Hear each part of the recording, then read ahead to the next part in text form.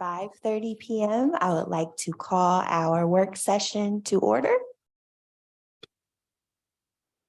Mr. Truesdale, could you please call the roll? Ms. Daniels, Here. Ms. Green, Present. Mr. Lawson, Here. Mr. Majors, Ms. Rawls, Present. Mr. Rodriguez, Present. Ms. Bowers. Present, thank you.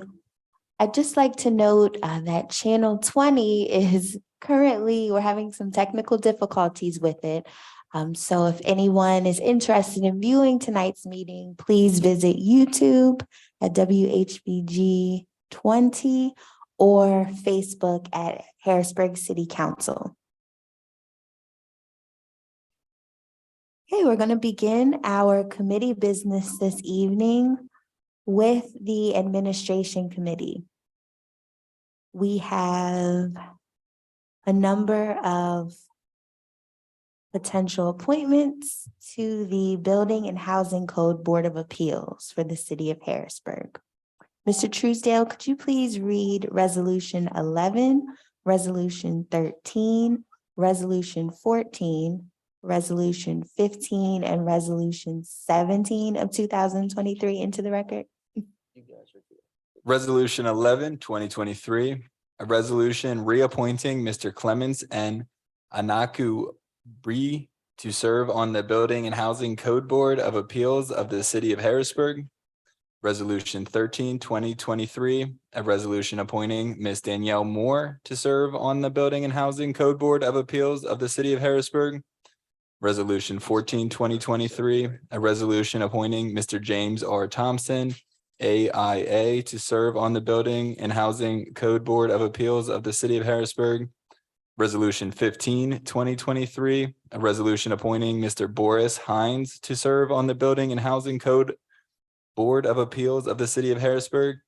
And Resolution 17, 2023, a resolution appointing Mr. Daniel C. Lepo to serve on the Building and Housing Code Board of Appeals of the city of Harrisburg.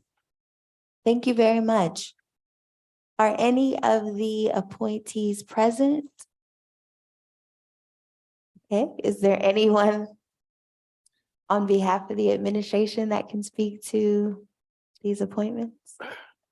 I can only speak to a limited number. I am assuming there was not a communication that went out to the members, to the appointees, because Ms. Montgomery's not here. And it was the codes department who nominated them to the mayor's office. Okay, So whether you want to just table those for now, I assume you'd like to see the people.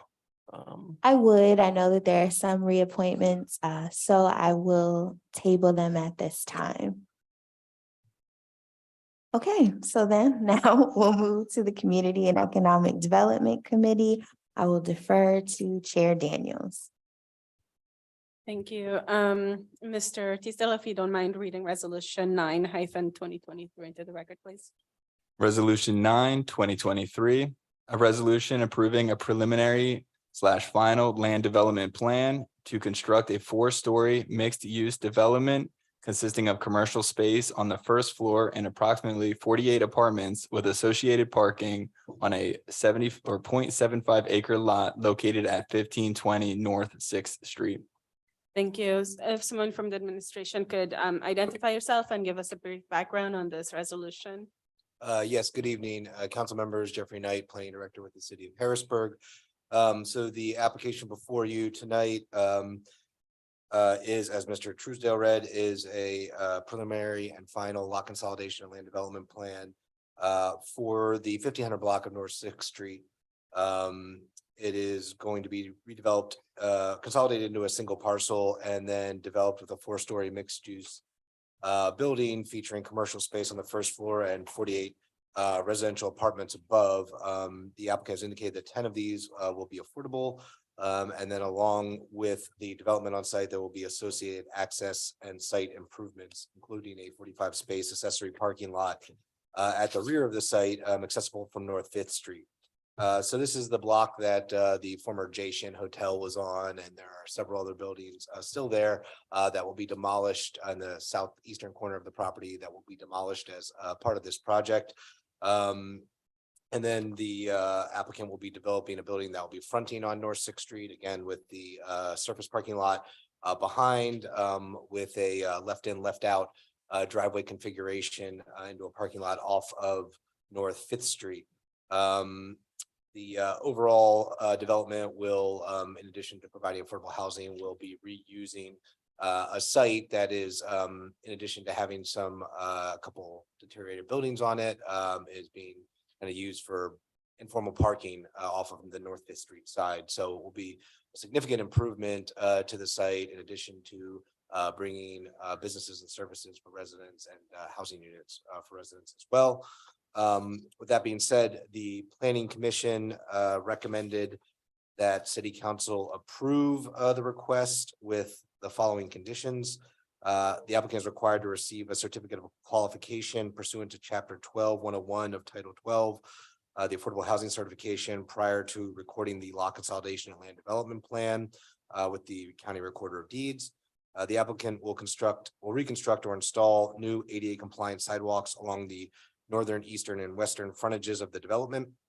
The Planning Bureau is recommending that the project retain the full width of the existing sidewalks, which generally extend from the back of the curb face to the property line along Harris Street and North Fifth Street, which is the northern and western sides of the site.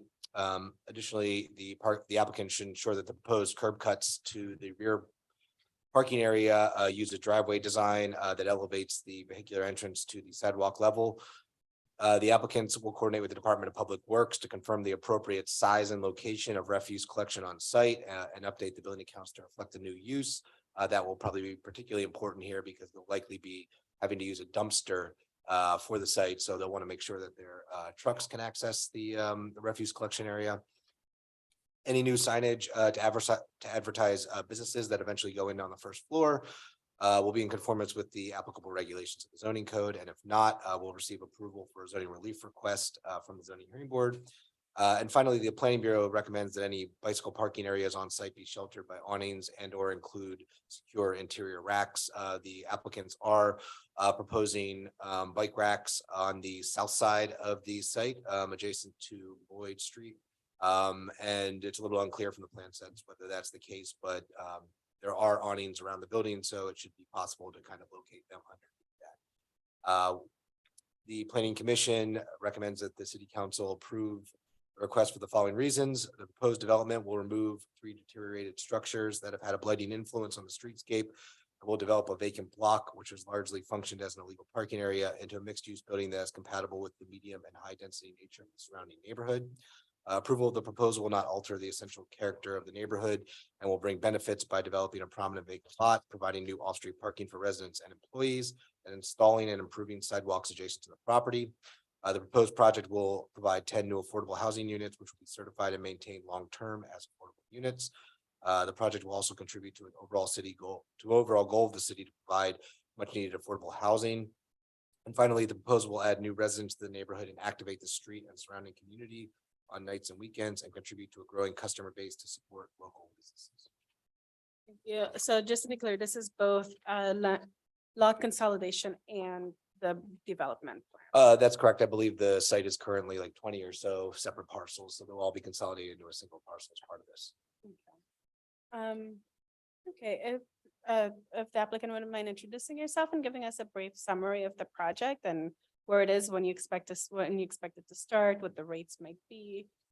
Sure. Just basic information about the project. Sure. Good afternoon, Jonathan Bowser with Stillworks Construction. I'm the consultant and contractor on behalf of the applicant, which is Vice Capital. As Mr. Knight said, we're looking to construct up to 48 apartment units, of which 10 are being slated for affordable. That'd be a mix of studios, 1 bedroom, 2 bedrooms. Right now we have the rents slated, I think right now we base them on the city and the county's affordable housing for average median income.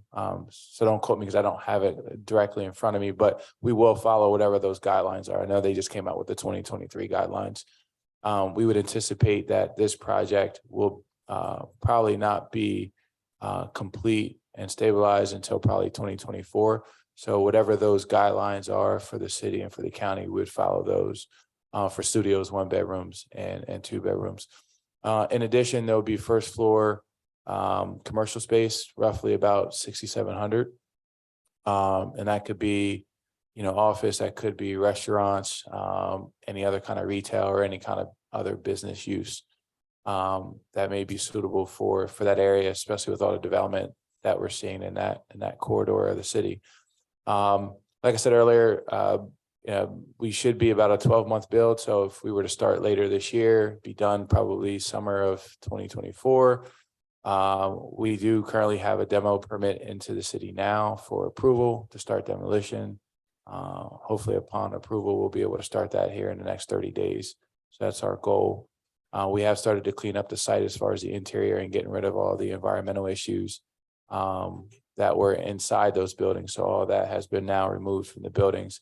And so we're just at the process of waiting to get our final permit to start demolition. I don't think I'm missing anything, but And just for clarification, how many physical structures will be demolished? so there's 3 structures now currently there that need demolished. Thank you. So I'll go ahead and open it up to questions by my colleagues. I'll start with Councilwoman Rawls.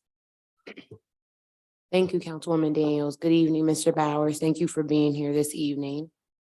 The one question I had was parking. You all might have mentioned it a little bit, but where would parking be within that area? Because I know it's going to get congested with the new courthouse there.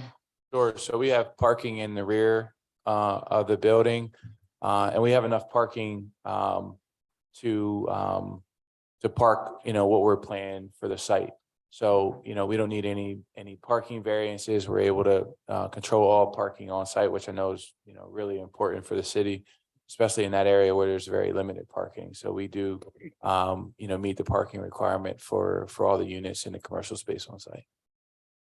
Okay, thank you. That's all my questions right now. Councilman Lawson. Thank you. All right, Mr. Bowers, thank you very much for coming out here and presenting your plan to us. I want to start with saying I've been watching how the business has been moving, and I appreciate the work that you've been doing in the area. One question that I have is I know that you're using the guidelines for the affordable housing.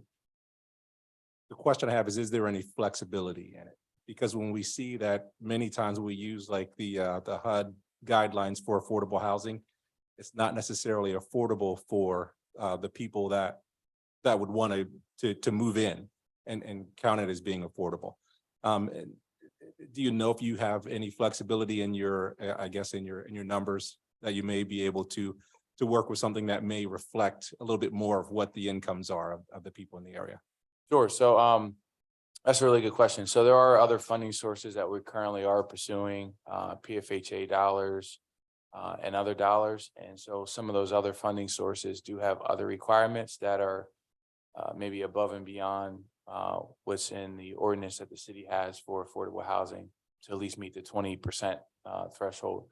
And so a lot of that may be dictated, based on that. Like, to give you a good example, some of the funding sources may have like a 50 or 60% average median income requirement versus the 80%. So some of that may be dictated by some of the other funding sources that the applicant is currently pursuing. But until we get a little closer, until all the financing and funding's in place, it's kind of hard to answer that question. But Right. definitely understand where you're coming from as far as making sure that it's affordable within the affordable ordinance that the city has. All right. And then one more question, and it may seem laughable, but it's not really laughable. Minority contractor participation. Yeah. So yeah, we're definitely a minority company, MBE, and we strive ourselves, in addition to the applicant and the entire team, of making sure that we have high minority participation on all of our projects, but this project in particular as well. So we do have a strong sub base of minority contractors. A lot of them also city residents as well, that we will invite to participate with this project. And so we just think it's the right thing to do, but then also, you know, some of the funding sources also dictate that as well. But I think first and foremost, it's the right thing to do. So, so yes, that will be a big part of the process. A lot of times we work with a lot of minority contractors as far as, you know, bidding specs and insurance and all the things that I think have been historical barriers for a lot of minority contractors. So we try to help work through a lot of those issues as best as we can. Great, thank you. That's everything I have. Thank you. Vice President Breen? Thank you. I don't really have many questions. I was able to speak with you during the planning commission meeting. So I asked all my questions then. So thank you very much for bringing this project forward. President Bowers? Thank you. Good evening. I just have a few questions, or maybe comments. So I don't want to assume you did mention the ordinance, the affordable housing program, so 20%. So that would balance out to 10. So I'm assuming you're participating in the program, but I like to verify. Yes, we are looking to participate in the program. Thank Correct. you. I also wanted to discuss the economic impact. It seemed pretty great in the application, so I just wanted to highlight and clarify some of those numbers. So it noted that approximately this project would allow or provide for approximately 80 construction jobs. It would create 20 new permanent jobs and then 15 new part-time jobs. Now, will this just be for the construction portion, or will the 20 permanent and 15 part-time jobs be on site? Like, how many jobs will be? Sure. So available? that construction number is probably low. It's probably would be a lot more than 80 construction jobs, probably closer to 120, 150 when you include all of the general trades. But the numbers for the permanent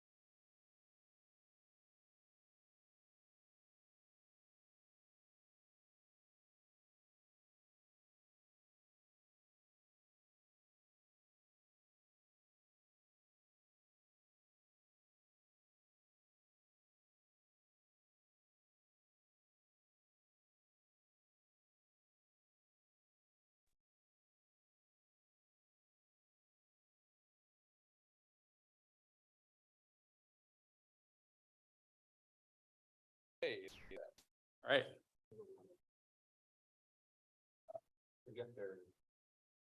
Review this guy.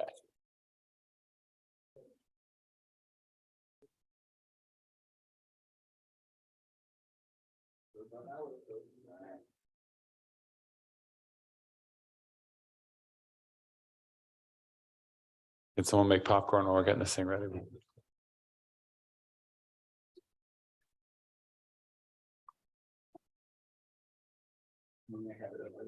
Yep, yep. You guys want me to dim the lights?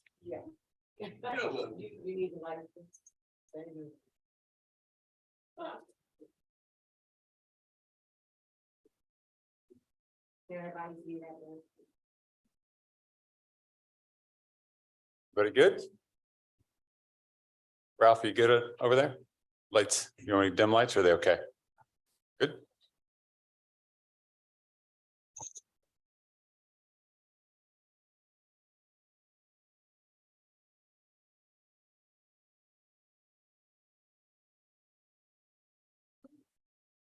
All right, so this is Department of Parks, Recreation and Facilities, fourth quarter review. I guess it'd be budgetary updates.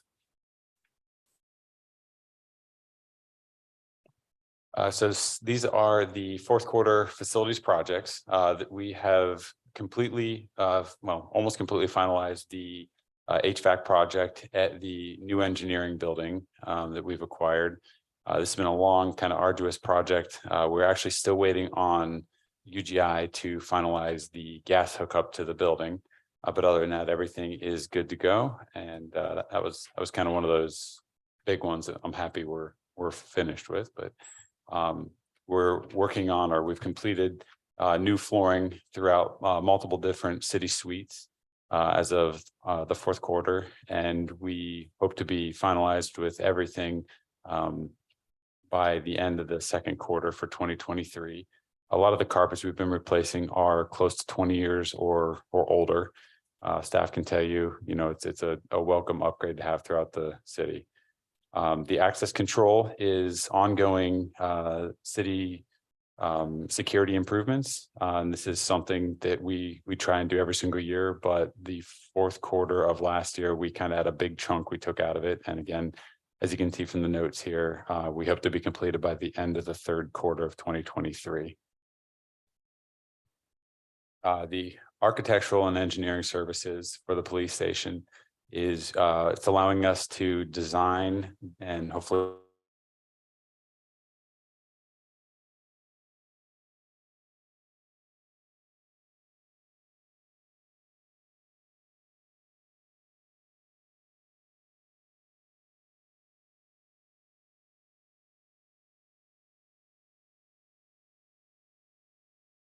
actually this fire panel. So we have a fire panel and a fire pump. So I apologize for that. So this is the new fire panel, which is the part that actually controls all the information that would be in the police station itself. The current panel we have is, God only knows how many years old. I'd say 40 plus years old. So it is in much need of replacement. The roof overhang is the overhang in the police station itself. This is complete. It's where the police sign hooks up to. It's, you walk under there to get out of the weather. And then the window coverings are have been completed throughout the entire police station and the fire bureau suite. We just put down the numbers here just to show you that, we do our best to, always save as much as we can. So even though the original quotation numbers were around 45,000, we were able to pull that off for a little over 18,000. These are Reservoir Park specific projects for the fourth quarter of last year. So the Chutes and Ladders Playground project, you can see the total cost of that project now. And then underneath there is the breakdown for what we are pulling from the general fund, what the CDBG numbers are, and then the contributions from DCNR are. The next one is the phase 2 of the tot lot playground, or the tot lot, and the stormwater management, excuse me. And so again, you see that is completely grant funded. And below that, we have the mansion repairs. And that is I'm sorry. So that would be like the exterior portions of the mansion to make sure we keep those safe for our youth and for any public that use the mansion building, which gets pretty heavily used throughout the summer months for all different kinds of park activities. The mansion roof replacement and the garage roof replacement, again, they're exactly what they say. We just have roofs that are many years past their lifespan and that are currently, we have some water issues in those that have not been repaired, but we're working on that as we speak.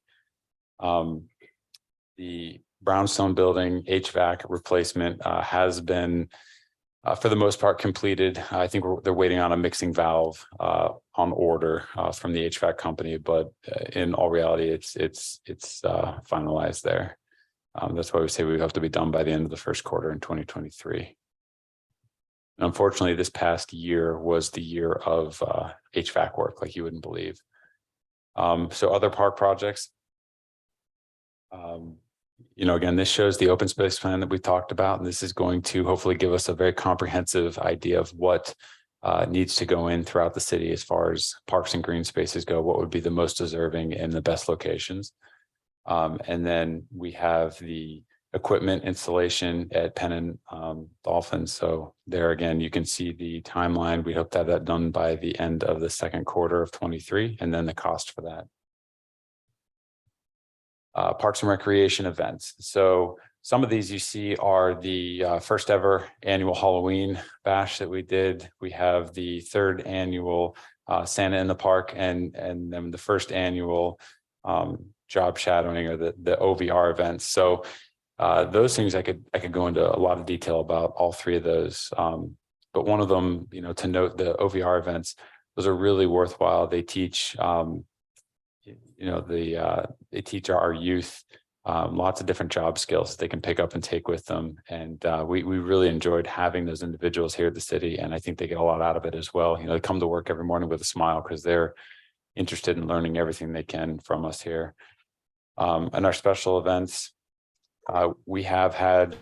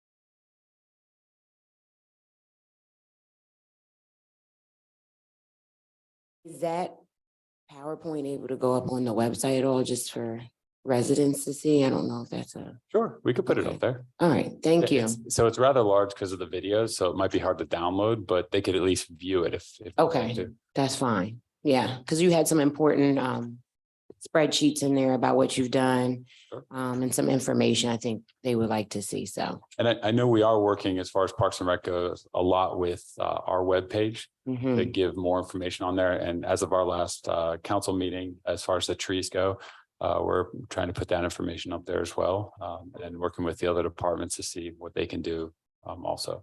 Okay, thank you. So we'll move on to resolution 16 of 2023. Would you please read it, Mr. Truesdale? Thank you.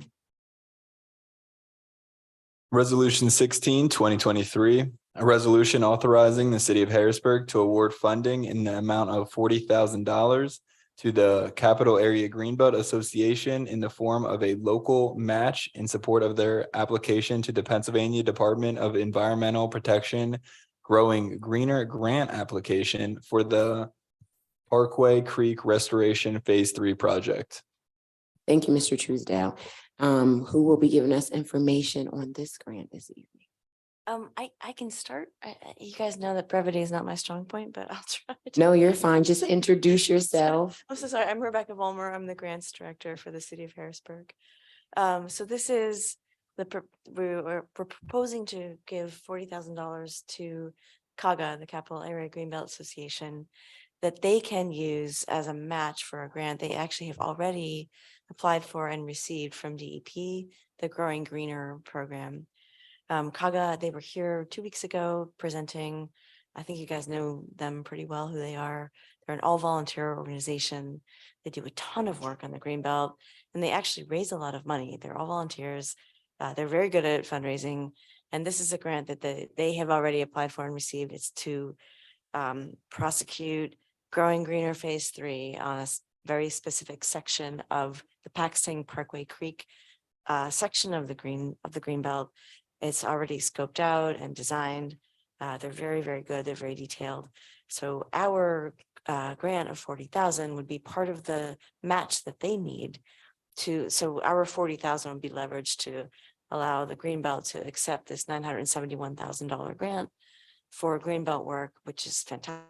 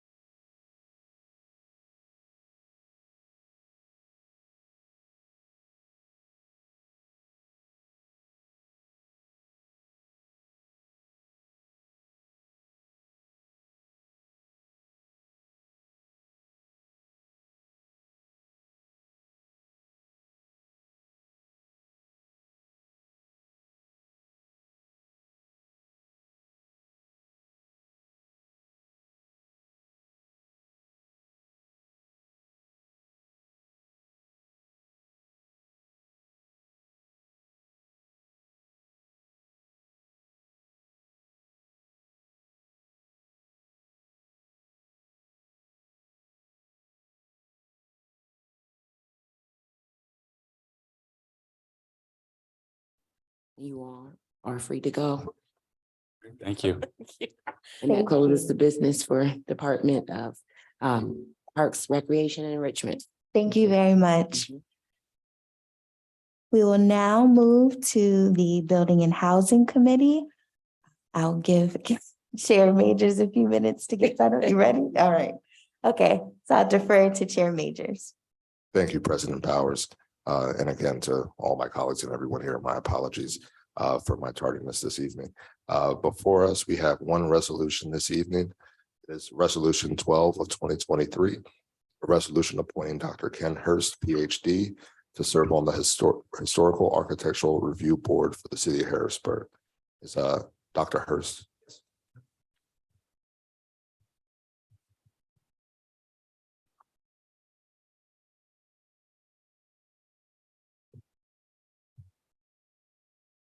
Good evening. All right, good evening. Thank you for being here. If you wouldn't mind providing myself and my colleagues just a brief introduction of yourself and why you are looking to be able to serve on the HARB. Certainly. My name is Kent Hurst. My wife and I moved to Harrisburg in 2015. And my background is as a trained physicist, but because I spent many years, 5 years working in Europe when I repatriated to the United States, I had been transformed in a way because of my life in cities there. And because of the downturn of the economy in the telecom sector where I was involved, I went back to school.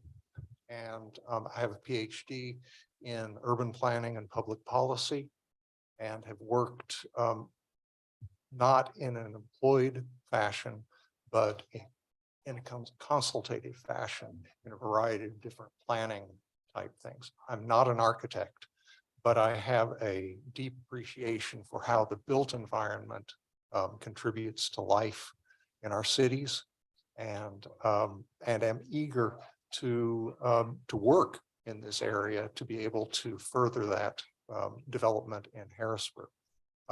Harrisburg, to me, is a very interesting place because it is a large urban city in a microcosm.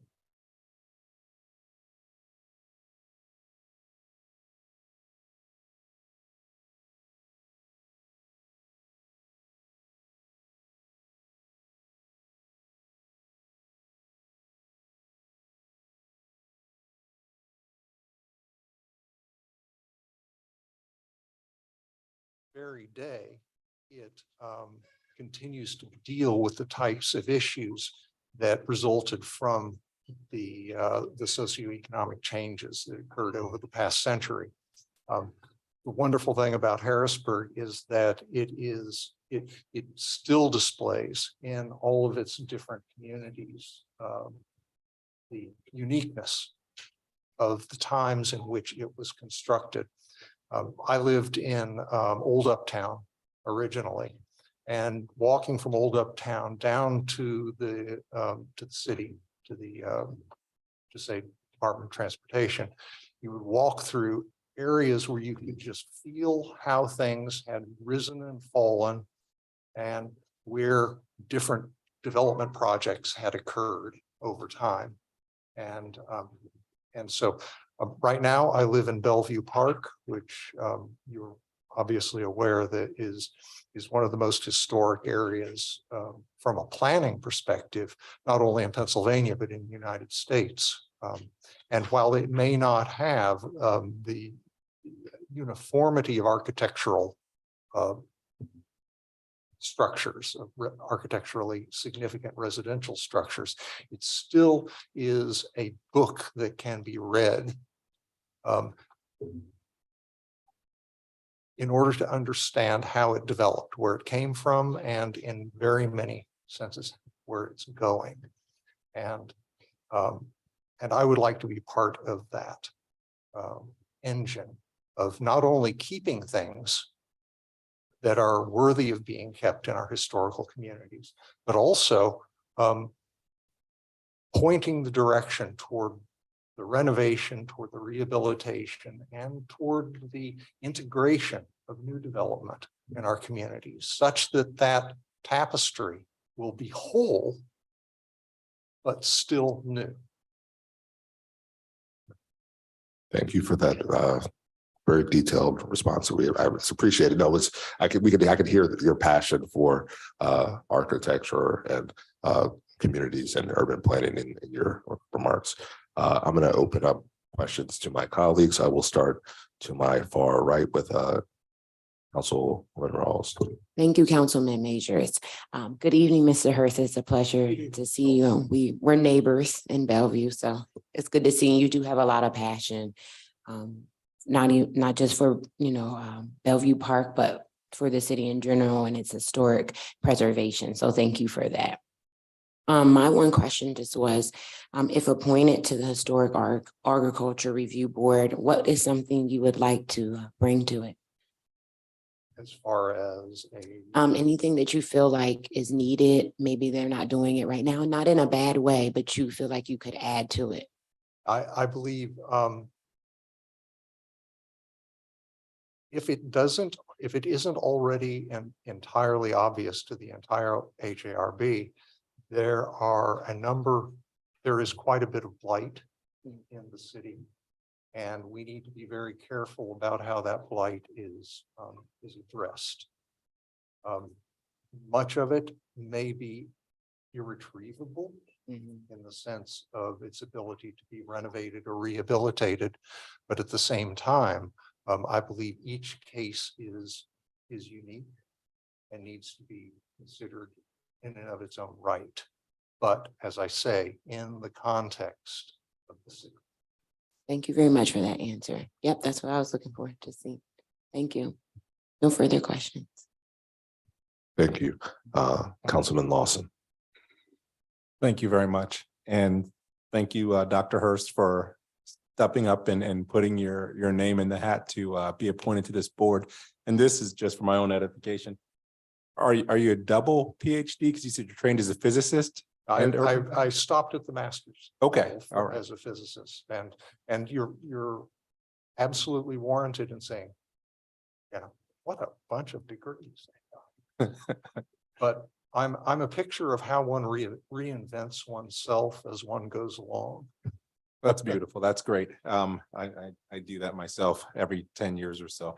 But the one question that I do have is, how do you plan to balance that need to preserve, plus also you addressed a little bit about blight and the need to, I guess, to move forward in certain areas? How do you think you'd be on that board and balancing?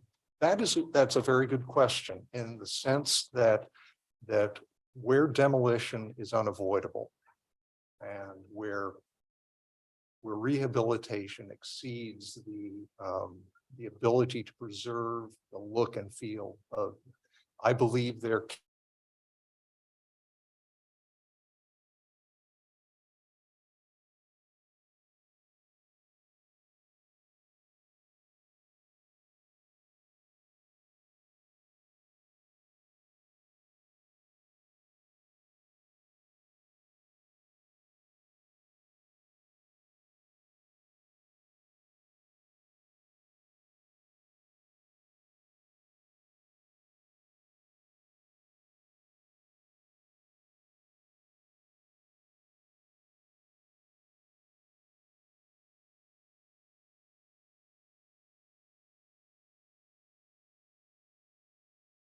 unrecoverable building and a brand new modern building went up in its stead, but it was sufficiently similar, had sufficient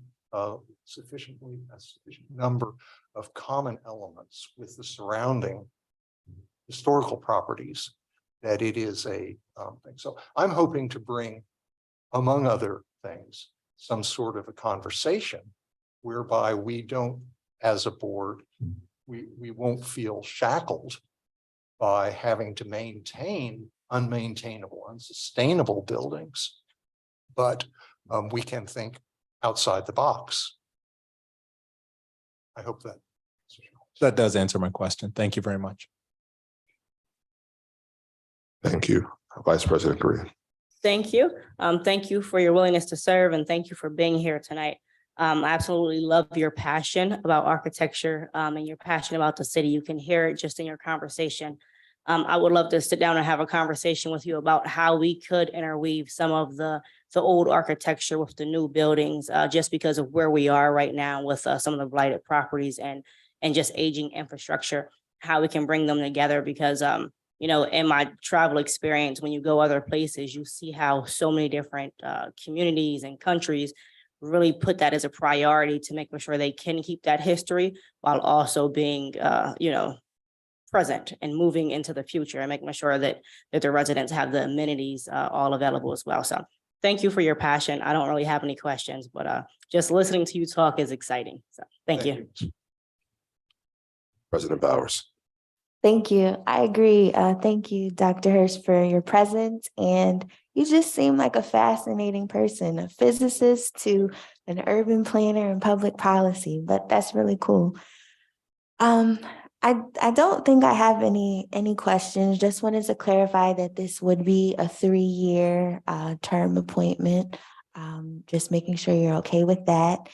And I appreciate your perspective about the value of old and new.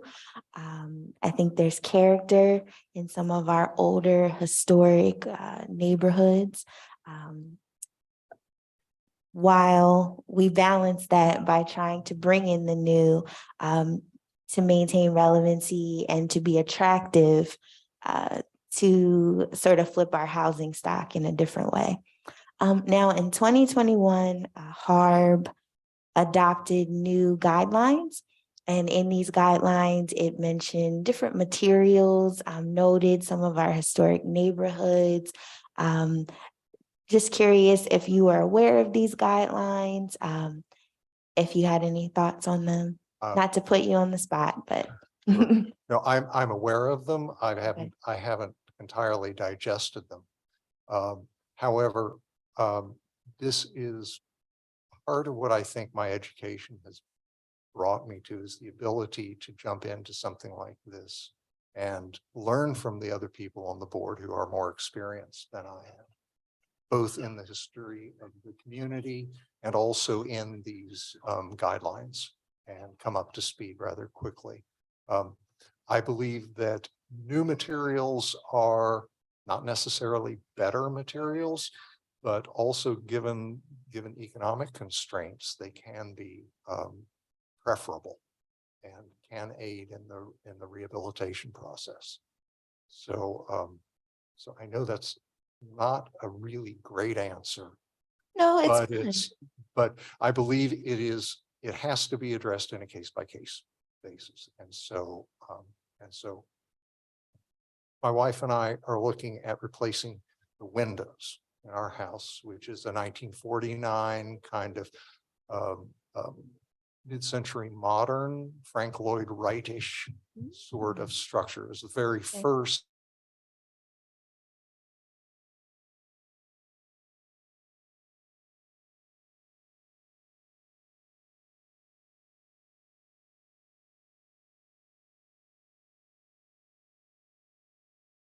architectural integrity. So I'm very concerned that that is addressed in any kind of rehabilitation or renovation project. I hear you. Thank you very much. Thank you. Councilwoman Daniels. So I have two questions. One for the solicitor, if you could let us know where we are in terms of the makeup of the board and what we're missing. And if Mr. Hurst, if you don't mind articulating any potential conflicts of interest you might have. As far as me being on the board, having a conflict of interest, I pride myself in being fair and unallied with any interest whatsoever. I do, full disclosure, I am president of the Bellevue Park Association, the Homeowners Association, and will be on the board for an additional year, even though I will cease being president in the middle of this year. But I don't believe that there is, I don't believe there is any conflict there, because there is no movement in our community to bring any kind of anything before the board. I believe there's one more vacancy, but I am not positive. And there's certainly people that are past their 3 years. They do sit until replaced. So. I didn't answer your question, did I? No, you did. Did I? Oh, okay. That's it for me. Thank you. and Councilman Rodriguez. Thank you, Chair Majors. Dr. Hurst, as always, a pleasure to see you. I have no real questions. Just thank you for your willingness to serve in this capacity and look forward to seeing some of the great work you contribute. Thank you. Thank you, Mr. Rodriguez. Are there any additional questions from any of my colleagues? All right, seeing none, hearing none. I think the one or two additional questions I did have were already asked and answered by you. If there aren't any questions, I would ask that we would place Dr. Hurst's nomination on our agenda for our next legislative session. And with that, that concludes the work of the Building and Housing Committee. Thank you, President Bowers. Thank you, Chair Majors. We will now move, thank you, Dr. Hurst. We will now move to the Public Safety Committee. I will defer to Chair Rodriguez. Thank you, Madam President.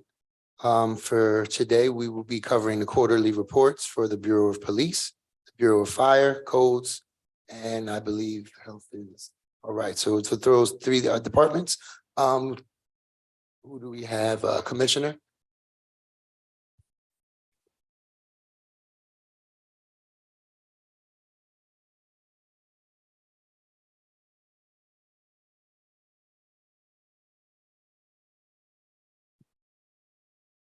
Thank you, gentlemen, for joining us this evening. Thank you for having us. Absolutely. Who'd be giving us an overview of the quarterly reports this evening? I will be giving that report, Captain Ata Akapo Martin. I'm the captain of the Uniform Patrol Division, Harrisburg Bureau of Police. Thank you. Thank you. To briefly go over some of the fourth quarter.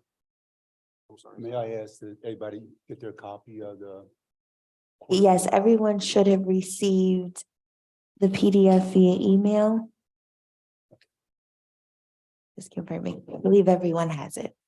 Thank you, Madam President. Thank you. To briefly go over some of the fourth quarter review of the overview of what the Bureau of Police conducted in 2022. You guys, everyone has a copy of that report, and I'm just going to highlight some of the portions of that report.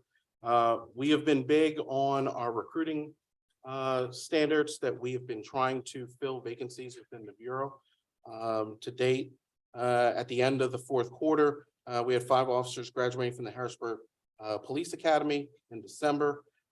We also had 5 police officers that we had in the Temple Police Academy.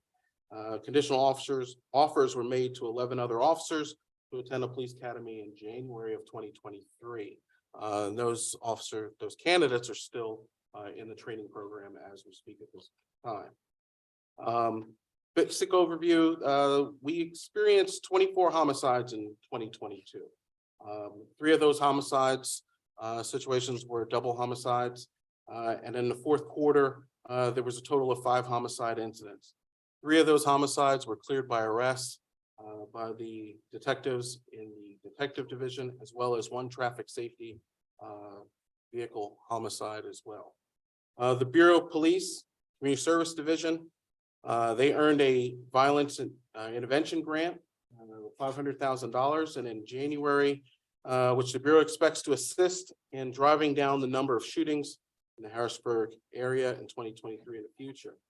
We also obtained 2 grants. One was a local law enforcement grant, as well as a gun violence and investigative prosecution grant, which we were notified in late December that we received and was awarded that. The city has still yet to meet with the Pennsylvania Crime and Delinquency in reference to those 2 grants, but we have already initially started our process in designating where those funds would be going towards initiatives that we would utilize based on the criteria of some of the grant restrictions. The Bureau had also focused their training efforts in 2022. We focused on our case law review for all officers. We worked on our mobile field force training. Officers worked on de-escalation and defensive tactics, which is a high. It was one of the things that are up on our protocol and getting all officers well-versed. It's something that MOPEC pushes out now. that all officers are trained on the art of defense or defensive tactics as well as de-escalation. We also conducted tourniquet and stop the bleeding training. And we also now have qualified individuals that can respond to active shooter training, as well as we will be focusing on that in 2023 as a refresher to bring newer officers up to speed with our veteran officers that have also had that training. The last time we conducted that bureau training was in 2021. Narcan for drug overdose cases, there's a chart in the back in reference to the Narcan usages. But in the fourth quarter, we utilized Narcan 15 encounters in the fourth quarter. To date, overall in 2022, we had 54 incidents of Narcan usages. And of course, in most of those incidents, citizens' lives were saved by the quick reaction and the responses by the officers utilizing that Narcan because seconds mattered in those situations. We also had a full year of instituting our online reporting system, which is our DOORS system. There is a typo in your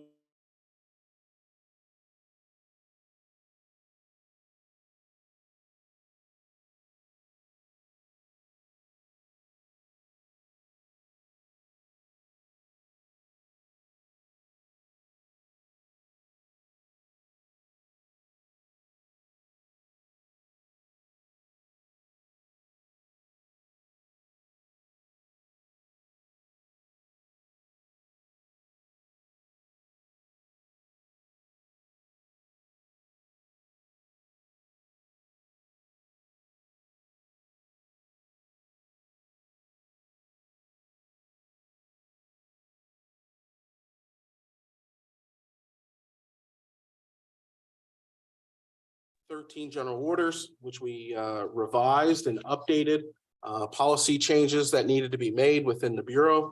And 12 of those revisions we are actively working on, but should have them completed by 2023. We made other advancements in updating technology and IT improvements, still continuing to work on our policy developments, and also conducted evidence best practice training for a lot of the officers involved as well. In the fourth quarter, we obtained a new canine, which we sent down to North Carolina to be trained. That dog is currently working on the street with his partner. They went through roughly 12 weeks of training and now is one of the officers in the ranks, which brings our total up to 5 canine officers within the unit. Captain, what's the dog's name? Czar. Czar, thank you.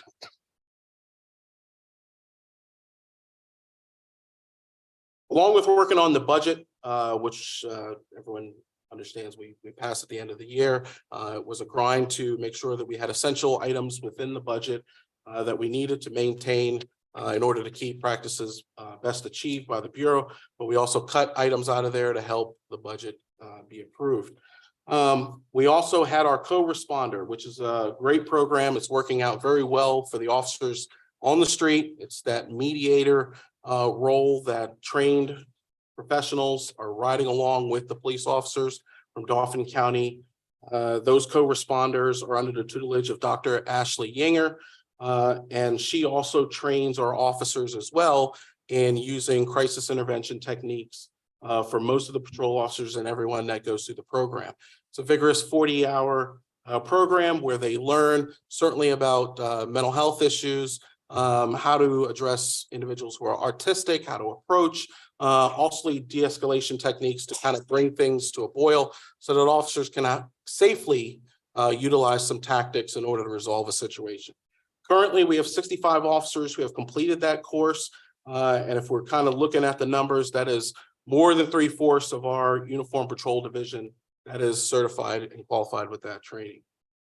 The fourth quarter, we did 132 calls where we went to those calls with co-responders and resolved those calls safely.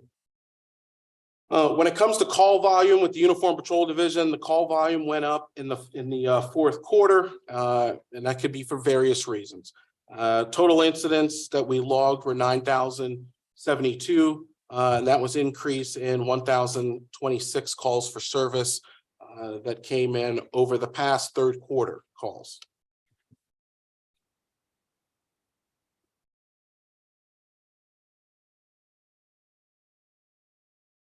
Our criminal investigative division, as we talked about the homicide arrest, the 23 homicides, 18 of those were cleared by arrest, which makes them a clearance rate of 79%. That's a clearance rate that is well above the national average. They work diligently and hard in that division when it comes to solving the cases and crimes that they are attached to.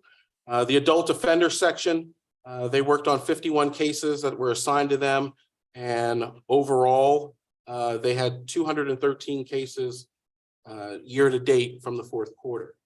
The juvenile offender section worked on 118 cases in the fourth quarter, and overall, year to date in 2022, they did 457 cases, and that's manned by 12 detectives.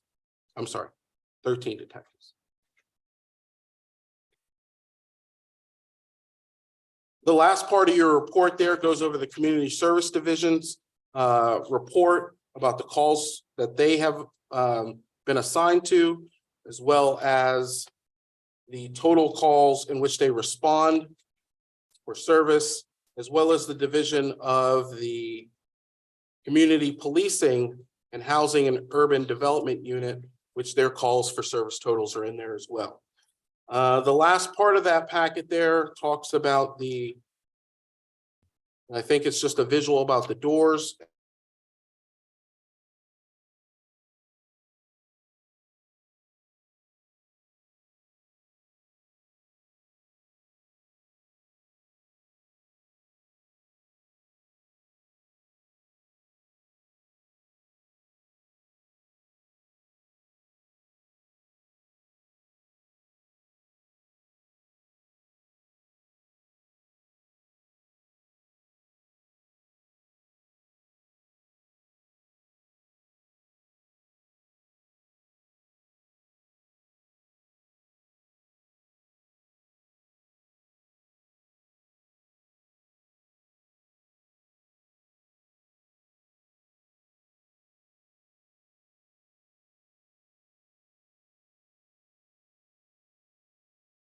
Right, Councilwoman Rawls.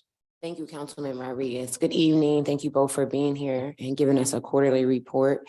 I had two quick questions. My first one was, I know when we talked about the group violence intervention grant, one of the things was hiring a director, I believe, for it.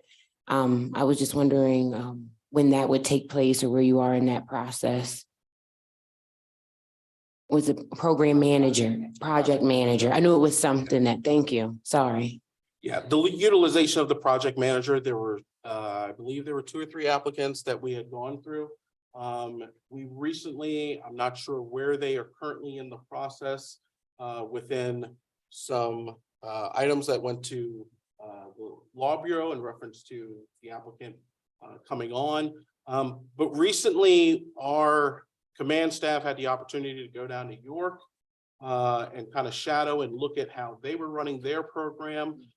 It may have actually made us rethink some of the qualifications that we would want in a project manager, because they kind of led us into an understanding of some mistakes they made with their program on the onset, and kind of like, hey, don't bother making these mistakes, look at things in this perspective. So one of the things that the director and one of the program coordinators right now, Adrienne Hoffman-Lewis, is thinking of how maybe we are looking or shopping around for a better applicant to kind of fit that mold. Okay, thank you for that update. Thank you. My last question was with the door system. That is where you were allowing residents in the community to put up Ring cameras that you all provided, is that? No, or ma'am. no? Okay, The door system is an online reporting system. So for Okay. minor crimes, they are able to actually go into a web based service Mhm. where they actually can self-report their own crimes. And those are for minor crimes. Certainly incidents where they have a window broken at their house and they need a report just for insurance purposes. They have the ability to not wait on an officer to come to their residence and not wait an extensive period of time. They can go on there at their luxury, put in the information, and they will get a temporary number to which they then will, once the report is approved and documented, they will get a permanent number for their use. Okay, where would we find that website? That's also on the city website as well, and it's on our Power DMS, which is the public facing site. It's also posted there as well. Okay, thank you. That was it for me. Thank you, Councilwoman Rawls. Okay. Councilman Lawson. Thank you. Thank you very much. Thank you both for presenting that quarterly.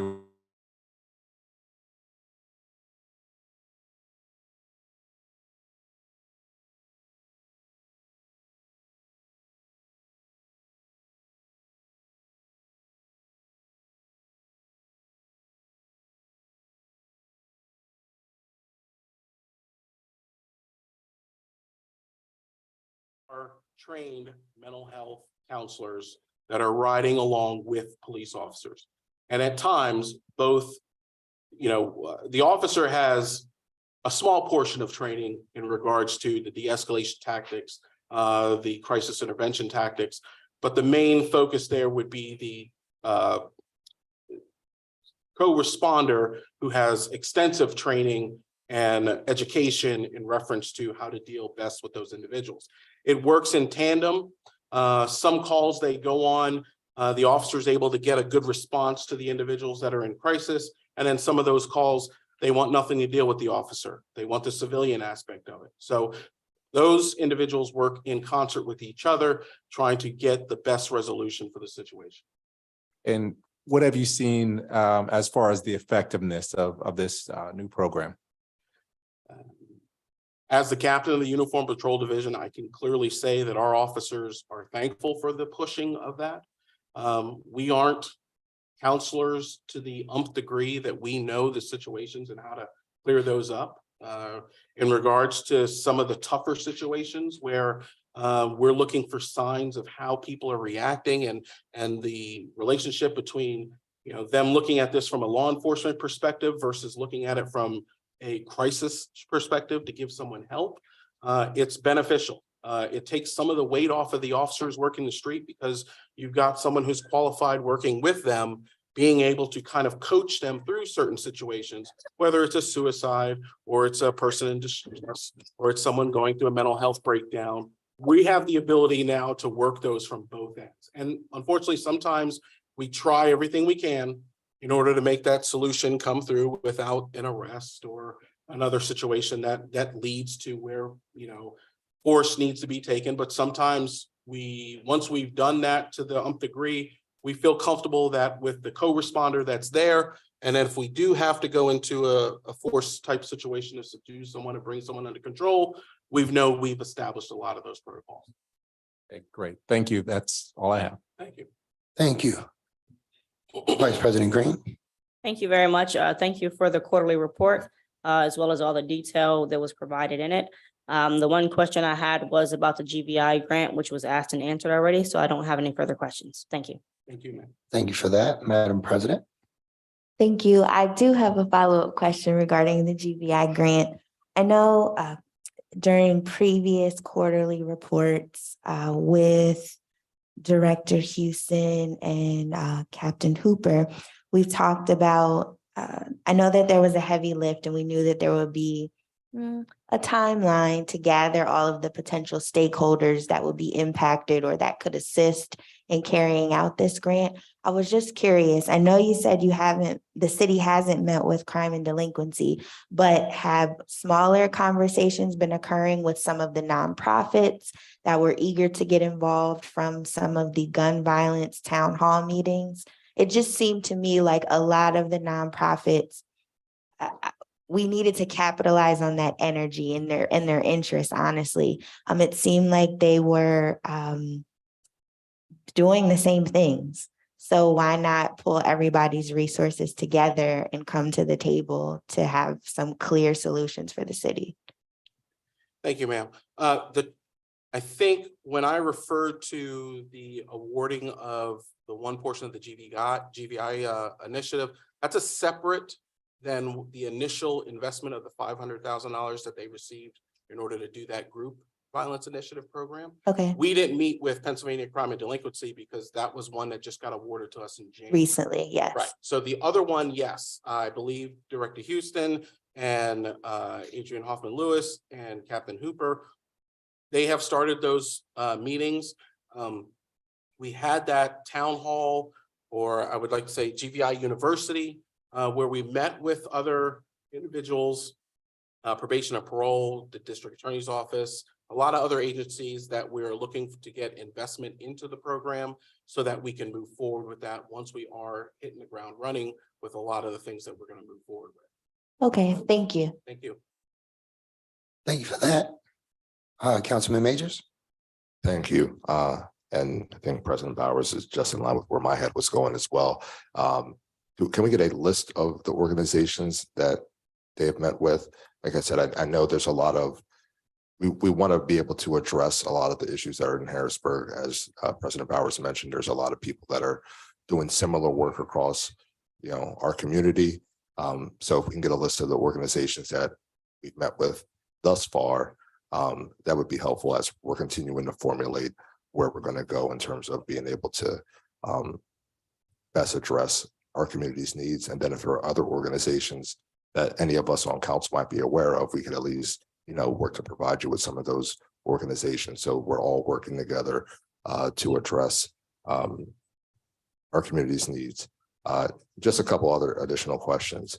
I know you mentioned in the report that our homicide clear rate is above the national average. What is that national average? Just in terms of, you said we're at 79% versus the national average of being able to, clear homicides is.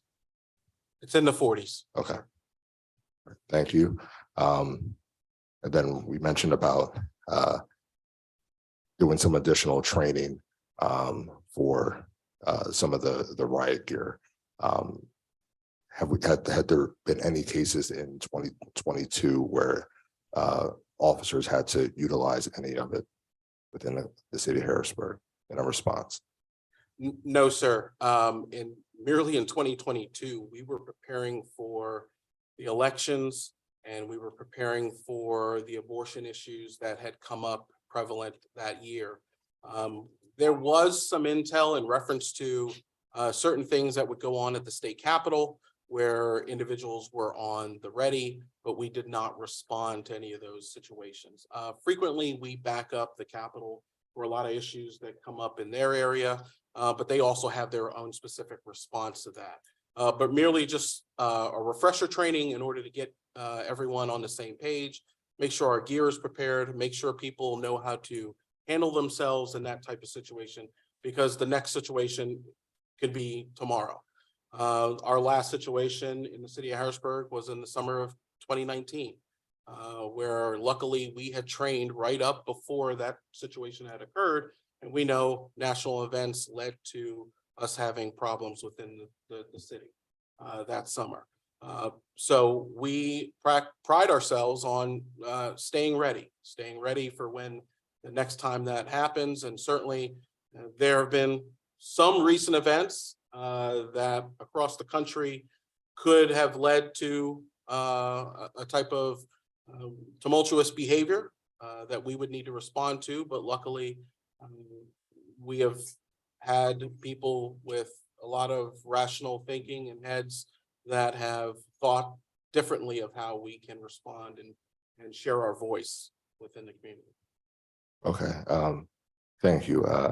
No further questions at this time. Thank you for the report. Thank you, sir. And I will advise Captain Hooper and Director Houston to have that list of organizations that they've been dealing with, so you can have that for the next meeting.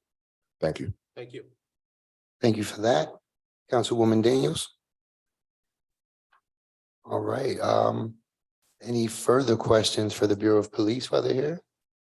Hearing none, you guys are excused. Thank you for your quarterly report this evening. Thank you. Absolutely. Next up, we have the Bureau of Fire, Chief Enderlein.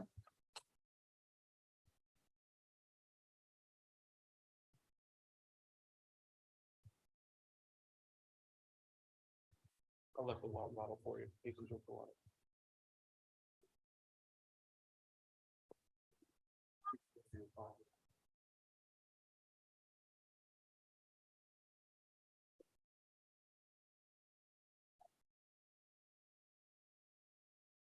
How you doing, Chief? Excellent. How about yourself, sir? Good, always a pleasure. Good. If you wouldn't mind giving us an overview of the quarterly report for the Bureau of Fire. Sure. Good evening, council members. Quick overview of Q4 of 2022, and I'll give you some real quick statistics on overall year 2022 as it relates to call volume, response times, and things like that. I think the big thing to start with, there were no fire deaths in the city of Harrisburg for calendar year 2022. And that is a huge step for us. It's the first year in 4 that we didn't have any fire deaths. And that is attributed to the great work that our firefighters do day in and day out for the citizens.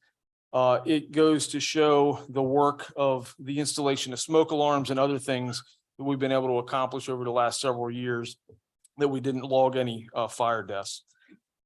Back in October, we promoted Floyd Wise, the deputy chief of training. That was a big feat for us. It's the first time that we've had somebody in charge of training the Bureau, a dedicated person, since the 1990s. And that, in part of your report that I gave you, there's an overview of what that training calendar looks like to get all of our platoons, the 4 platoons that we have, back on the same sheet of music so that we're all playing to the same tune. And that's going to be big for us moving forward. Some of the additional things that that's going to do for us, we're hoping that by the addition of several firefighters, by the realignment of the fire apparatus that we've done, and by the addition of the deputy chief of training, that we'll be able to reduce our ISO rating from a 3 to a 2. And one of the huge things that we have to overcome, and I believe that a 1 really is within our reach, once Capital Region Water does a couple more things with the water system. So that right now is an impediment to us. You can have the best fire department, but it's offset by the lack of water. You can have the best water offset by lack of a fire department. And we're kind of stuck in that middle right now. So we're looking forward to moving forward with that. We began in November the hiring process for 7 new firefighters. Unfortunately, we're down to 4 candidates that are going to start the fire academy here in about a month. But that will still have a significant impact on the fire department. That'll give us 1 additional firefighter per platoon as we move forward. We ended the year with 93 fire officers and firefighters, including management staff, and 1 civilian administrative assistant. Chief Sadazan is spearheading looking at some properties for the potential for new fire stations. As we look at our distribution of fire stations currently, the 3 stations that we have, are we located where it's best suited in the city? And does it make sense to get back into the community instead of warehousing our firefighters in the 2 big stations that we have? And that's something that's going to take, it's a 3 to 5 year look at where we might want to go as we start to look at that. We're continuing to work with our mutual aid partners. Those surrounding municipalities have really relied on us in 2022. There was a total of 280 incidents where we responded outside of the city. And probably only 5 years ago, that number was in the 50s. We have seen a significant demand for our services outside just due to the lack of volunteers that are available throughout central Pennsylvania. As I reported last year, we were awarded a regional AFG grant that included Sweater Township, Susquehanna Township, Lower Paxton Township, and the city of Harrisburg. And that was to provide NFPA compliant physicals to current firefighters, as well as purchase workout equipment, weight room equipment as well. So we were able to get a total of, I just lost it. A total of 38 of our career and volunteer firefighters through that process, with a few more that are scheduled here in early 2023 before those grant funds run out. Currently, we do have 2 members deployed active duty in the military, and we have 1 member that is off on long-term light duty due to a shoulder injury. And when we look at the injury reports, that 1 shoulder injury accounts for a majority of our time off, missed time this year. And then during 2022, we were able to touch over 50 homes with smoke alarm installations that we do throughout the year, as well as 94 fire safety and public service type events in the community. Under the budget overview, we were over budget on overtime as was projected.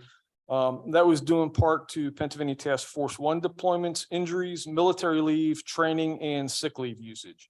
I kind of laid that out there on where we saw some increases that affected that bottom line. We did just on the budget front, we did just receive a $15,000 grant from the Office of State Fire Commissioner. It'll be used for new tools and equipment on some new fire trucks we have coming.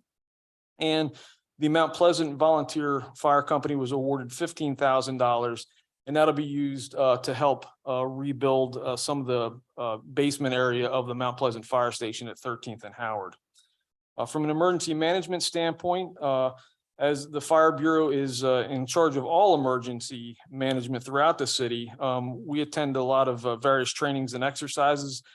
We did a FEMA tabletop exercise on a dam failure, which happened to be, we had it was a nationwide Zoom call that we were able to use our local dam as the disaster. So we had representatives from Capital Region Water with us, and we used the DeHart Dam and the effects that would have on not only the city, but Dauphin County as a whole.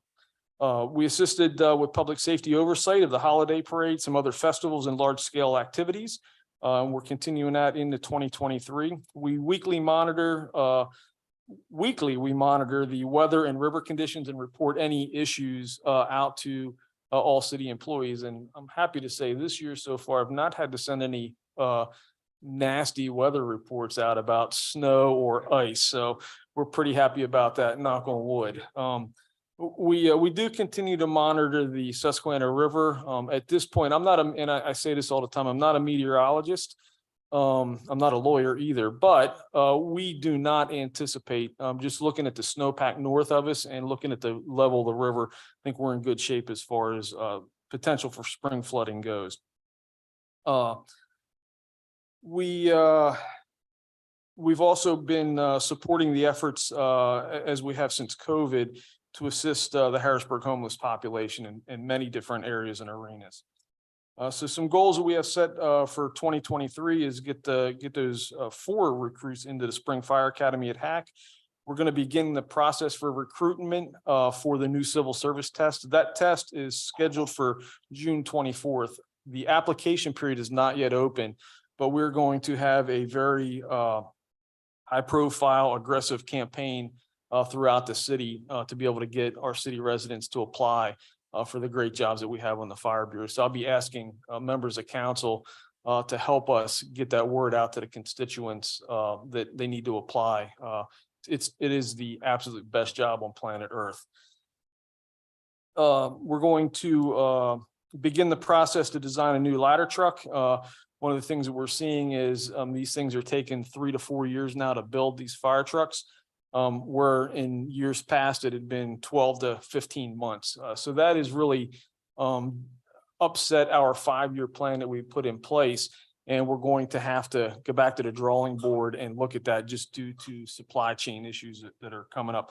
As an example, at the very end of your packet, you'll see I gave you the completed Tower 1 that we were supposed to take delivery of about 1.5 years ago, and it is finally ready. And they just called this morning and said, hey, is there any way you can come out next week to look at that? The answer was no, we'll be there in 2 weeks, but so that is finally ready.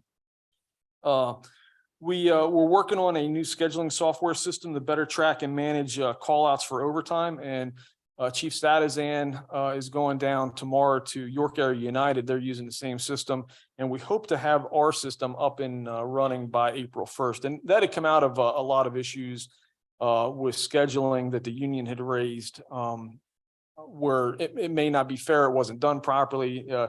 6 people would do it 6 different ways. So we wanted to streamline that into one system. And hopefully we'll have that rolled out by April 1st. The installation of the new bay doors began on January 19th and they're now in. So if you've driven by the fire stations on 6th Street and North 16th Street, they have new bay doors with lots of glass in them, a lot more energy efficient than the ones that were falling off the tracks were. And it gives you a better look into what the taxpayers have paid for, the fire trucks and the firefighters behind those doors. And as I said, we're taking delivery hopefully in 2 weeks of the new ladder truck. So budget wise, just a quick overview. I did want to hit on repairs, and everything you have here for repairs is 4th quarter only. But just to highlight some of the issues that we have as this apparatus starts to age. Tower 1, which is a 2009, which is being replaced by the one we're going to pick up at Seagrave. Just in Q4, our repairs for that were almost $20,000 for 3 months period, almost $20,000 in repairs. As we look back at the Squad 8, we were at 25,000 in repairs for that rig. So the parts for these apparatus are not cheap. The labor is not cheap to work on them. You can't take it to your local mechanic to get done. And it's something that we've been burdened with. And that's why we're continuously asking for money to help buy new fire apparatus to keep that fleet as best as it can be to respond at a moment's notice. We were on the budget front, as I said, we did end up under budget by $194,000. So we were pretty happy with that. And we also were awarded, Rebecca just got the award notice for a 2019 grant that we applied for with FEMA. We were awarded $23,000. And that we'll be spending that this year to purchase new hose for the 2 new fire trucks we have that are anticipated to come in January of 2024. So with that, that's a pretty high level dump of information. If there's any particular questions or anything you'd like to me to cover in detail, I'd be more than happy to address those. Thank you, Chief. Pleasure as always, and I'll open it up to my colleagues, starting with my immediate right, Councilman Majors. Thank you, Chief. Thank you for the overview. Because of my employment with FEMA, the Pennsylvania Emergency Management Agency, and Office of State Fire Commissioner, I am not going to ask any questions, but thank you for the report. You're welcome. Keep up the good work. Thank you for that. Madam President. Thank you. Good evening. I don't have any questions. Thank you for your thorough report. Thank you. Thank you. Vice President Green. Thank you very much, Chief Interline, for your report. I don't have any questions. Thank you. All right, you're welcome. Thank you. Councilman Lawson. Thank you, Chief Enterline. And the only question I really have is just if you could expand a little bit more on what you've done to help the homeless in this situation. It's a hot button topic. So we have been supporting through COVID with COVID grant funding many of the organizations throughout the COVID pandemic. Now, and that kind of ended in 22. So we were providing things such as shower vouchers, vouchers for to wash your clothes at the laundromat.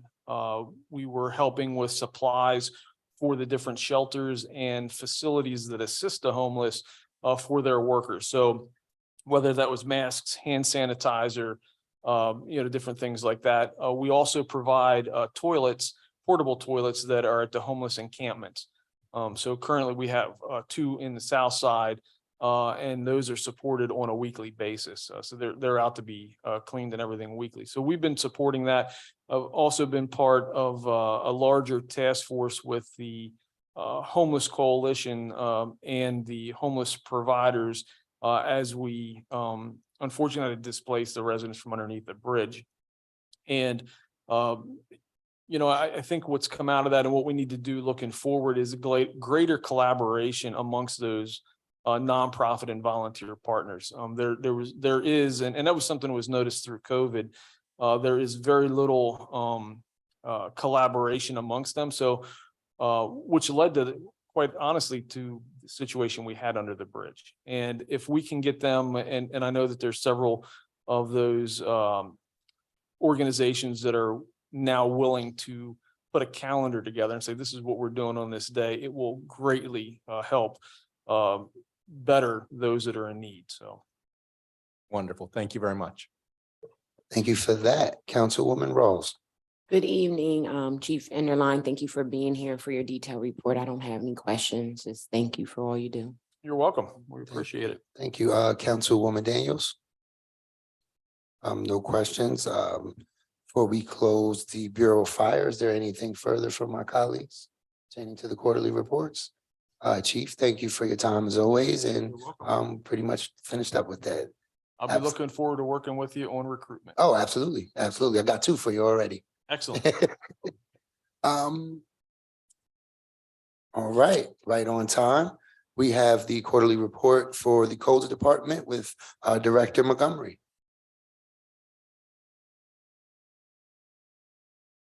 How you doing, Director Montgomery? Yes, good evening. Doing well, thank you. Absolutely. If you wanted to give an overall, just an overview for council and the viewers watching on your quarterly reports for the Bureau of Codes. Sure. Good evening, City Council. The revenue for the fourth quarter, we brought in $616,653.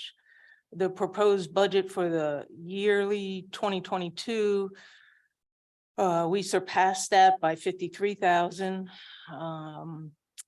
The permits that were issued, 629 for the fourth quarter. Progressive inspections, 448 inspections were done. Citations issued, 429. Court hours, 100. Block walks, 34. Currently, renovations of commercial properties that are being reused to apartments. There's one right close by, 108, 112 Walnut Street. It's going to be made into 8 apartments. New commercial construction. We have the Catherine Milton Hershey School that's being built on North 6th Street. We have the Steele Elementary School that's being renovated and it's been vacant, but now is going to be used for the same use. We have 3 single family houses that were newly built or completed, and that was the 1500 block of Swat Harris Street. We continue to work closely with fire and police to try to shut down the illegal use of commercial buildings for the entertainment. And also we continue to find illegal rooming houses that we have to placard and then, of course, have everybody leave.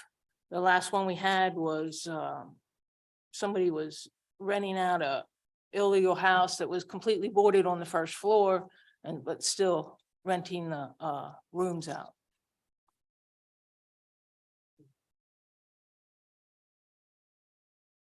In 2023, codes will be trained with the new system, the Munis system. That'll be starting very soon. 12 properties were demolished in 2022. And we are working with IT to update the website to make it more user friendly. Right. And that's about everything. Thank you. Thank you for that report. I'll open it up to my colleagues. Councilwoman Daniels, any questions? Just the 224,000 in CDBG demolition, about how many properties do you think that will end up demolished? For this year from CDBG. So. Yeah, so last year we took down 5 with that same amount. Yes. All right, thank you. Councilman Majors? Thank you. No major questions. I guess just one comment and a request. In the future, if we can get the report in writing in advance, that'd be appreciated. Thank you. Yes, and I can send that to you if you'd like for tonight's. Yep. That'd be great. Yep. All right. Thank you. No further questions. Sure. Thank you for that. Madam President, I don't have any questions. Thank you. Thank you.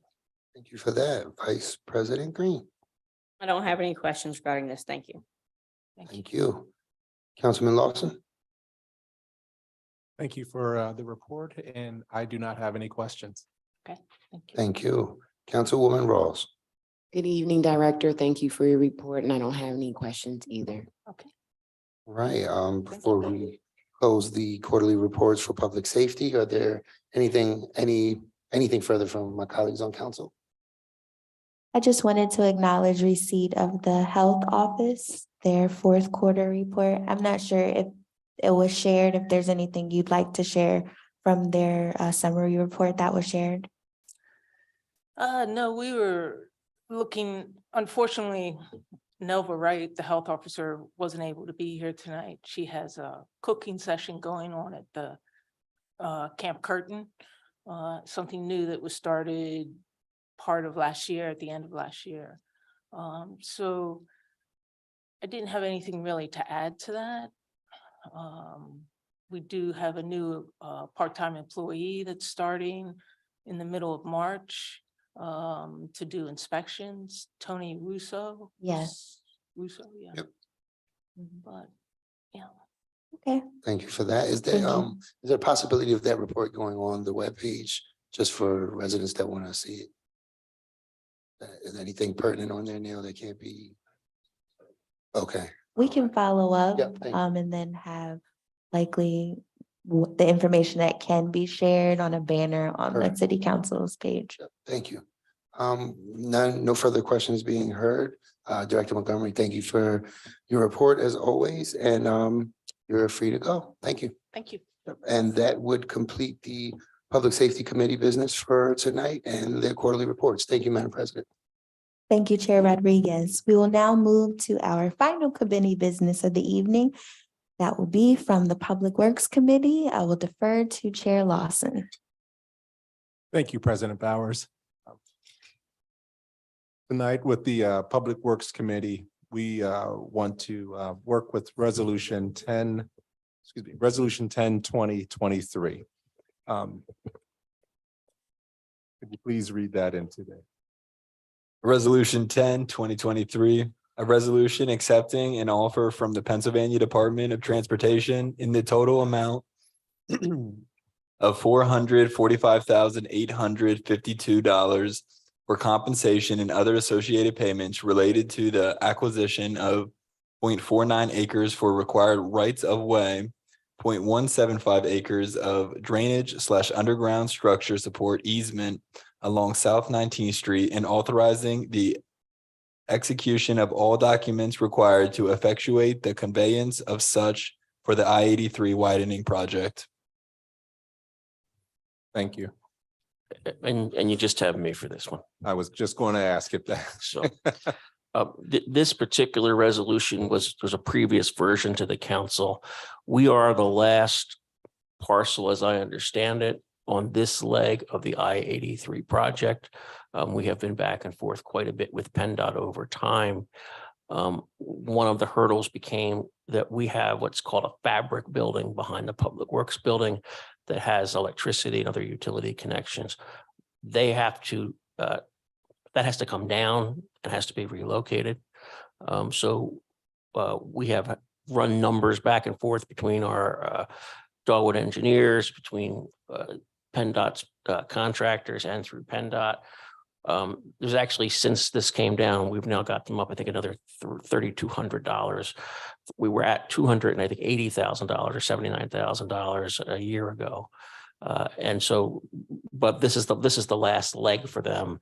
And we have been pushing back hard, trying to make sure that we get compensated to relocate this building. Our view is we should not have to underwrite I-83's change to our property.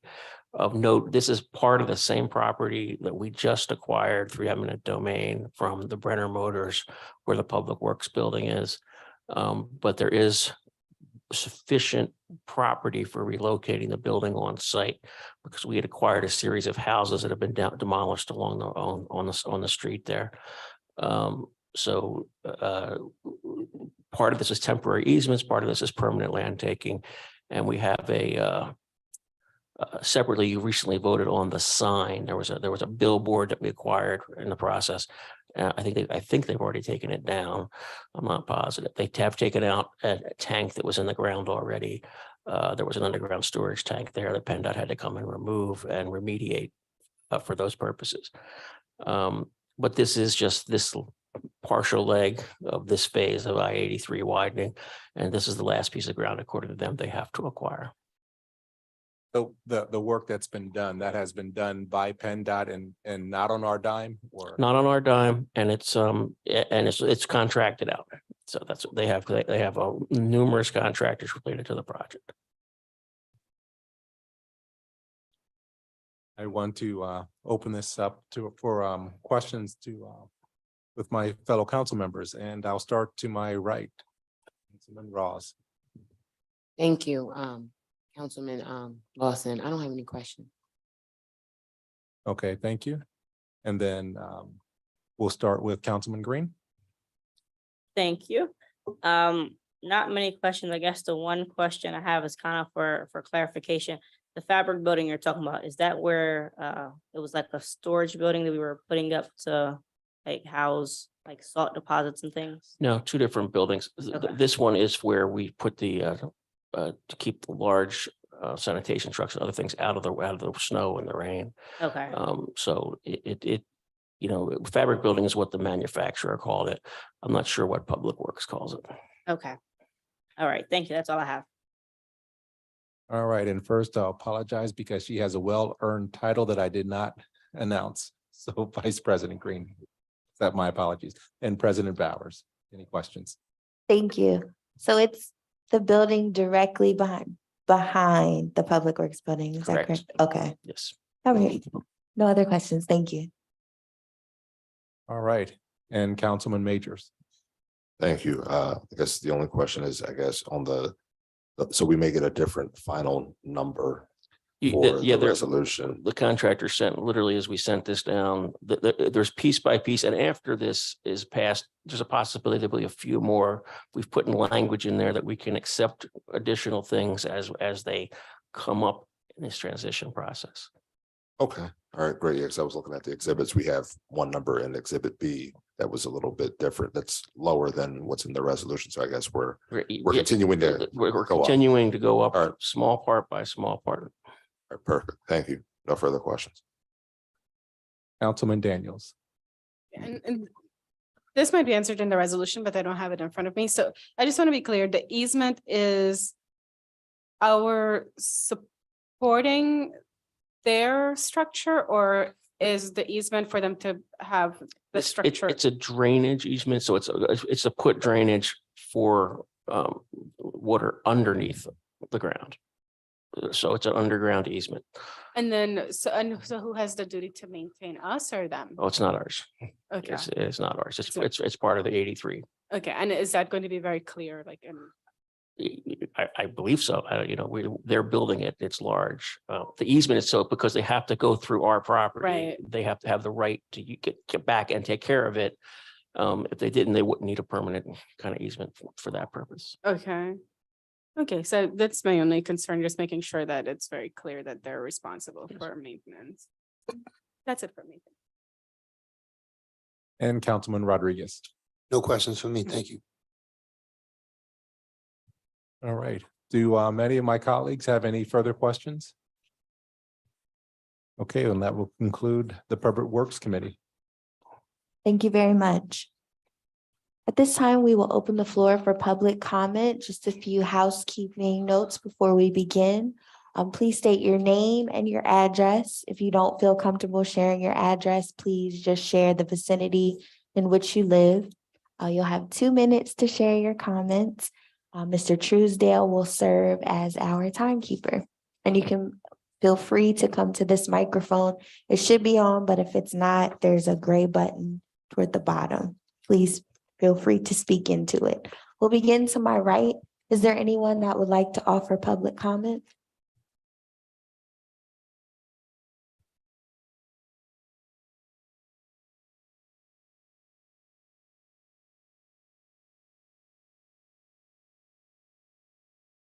Good evening. My name is Karen Palmer. And I am a 26+ year resident of the Bow Street area in Harrisburg. About 2 weeks ago, it was brought to my attention that, a little nervous, public speaking. About 2 weeks ago, it was brought to my attention that a developer was planning to build a low-income, high-rise apartment complex on the Woodward lot. So I wanted to come down and state for the record that I strongly oppose this direction. Strongly. We have, and I have other people here in the neighborhood that can speak for themselves that have also been residents of this area for a long time. There's already an issue with parking, and there's definitely an issue with drug traffic from 18th Street on up. So to place a low-income high-rise is just adding fuel to the fire. Basically, that's all I want to say. For the record, Karen Palmer, I strongly oppose this erection. Thank you. Thank you very much. My name is Yvette Williams. I live at 1712 Bow Street. So I'm at the beginning of traffic that goes up and down Bow Street between the 1700 and the 1800 block, to the point whereas we can't even trust crossing the street. So to piggyback off of what Karen was indicating, when it comes to them building any type of large building in that lot at between both, Bow Street and First Street on 18th Street, I highly oppose it for the simple fact, I have seen literally drug activity going from the alley from 19th Street, 19th Street that leads down to where the building would be obstructed, plus behind my home, whereas I'm constantly chasing people away. So if there's going to be a large building obstructed where we can't even see what's going on, can you imagine the drug activity that's going to enhance? Because now they have a place to hide. And when they're saying low income, it brings a little bit more of a sour taste in my mouth, because they're saying low income, but yet they're saying 1-bedroom apartments, but then there's going to be a daycare center placed inside it, which is leading me to believe that it's going to be more than just one room. So I'm going to leave it open for some of my other fellow neighbors, because I'm quite sure I don't want to say it all, but thank you for hearing me. Thank you very much. Anyone else to my right?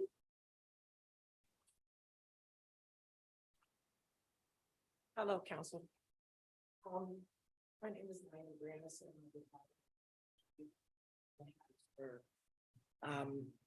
I will be facing the rear of this new Savoy project that's planned. I've spoken to my neighbors. There are concerns. The first concern is, has parking been approved at a location for the new courthouse? Because my last knowledge is that courthouse was requiring an additional 300 parking spaces. We don't want to find ourselves in any kind of situation because the courthouse does not have required parking. And I think that this type of thing should be resolved while we still have the land available. Does anyone know? I do not know. It is my understanding, madam, that they have an agreement with the FIA lost about 1,000 employees, and that they have some agreement. I'm not sure if it's finalized, but with those lots up there by FIA, whether that's formal, I don't know. I've seen lots there on 7th Street. They are marked. It is nice, but I'm sure it's not sufficient. But okay, at least I know that that's still open-ended. Parking is a concern for my neighbors. They do have the street cleaning and they move their cars to the opposite side of the street for street cleaning days. There are only 5 homes there. 4 are single-family homes, and 1 is a big apartment building. So the parking does get tight. My biggest personal complaint is that I don't want the Savoy to plant trees 6 along Fifth Street on that side. It's only maybe 200 feet. And they're planting at least 6 trees.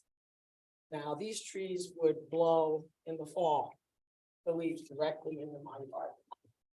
I don't have it in me to do that type of work anymore. There's also the recycle situation that goes with that. And I would much prefer that they didn't put these trees there. And if they have to have trees, then maybe they should consider evergreen. The other Okay, thing, thank you for your time. The 2 minutes is up. I got one more thing. Okay. And it's important. The other thing about the trees is that they will block the views of the exit and entrance to the parking for the Savoy. Okay, and they will also create blind spots for the surveillance camera that is currently in the area. So it's something to be considered. Thank you. Thank you. Thank you very much. Is there anyone else to my right? Good evening. My name is Vincent Williams and I live at 1712 Bow Street. As like with my wife and many of my neighbors, I strongly object to this new project as far as this apartment building they're putting in. If you're familiar with our location, we have parking on both sides of our streets in that area. And also in those streets, there's traffic that goes both ways. Any big project that's going to bring in a lot of different people is going to cause more congestion in our neighborhood. And then, there's been several proposals that my neighbors and all we objected to for this and many other reasons, but just like how we're not told about these proposals, just like the one directly down the street at 17th in Bow Street, the one that has fire and police coming in all the time. We didn't know anything about it. We would have objected to that as well. There's a large apartment building. I don't know how many apartments are inside of it and all, but it brings chaos to our neighborhood. And then, like I said, with the traffic coming through, with the, our streets going both ways, we're fighting and we live in a neighborhood just trying to get through there. And then if you bring in 43 apartments and then with their guests and all, and how we struggle for parking and we live there, and you're bringing in renters, that's going to cause a lot more chaos besides the high crime and drug infested area in that block and beyond. And this would just be adding to it, low income. That's all I have to say. Thank you very much. Is there anyone else to my right that would like to offer public comment? Seeing and hearing no one, anyone in the middle?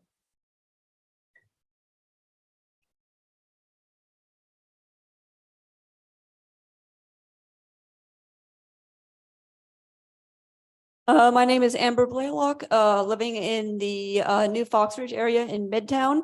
I sense I'm distracting a little bit from the apparent issue of the day, but I'm here to continue my quest to try to improve safety on State Street.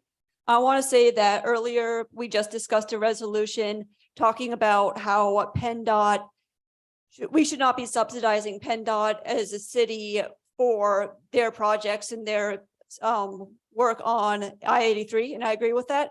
I also don't think we should be sacrificing resident safety along State Street for the I-83 project.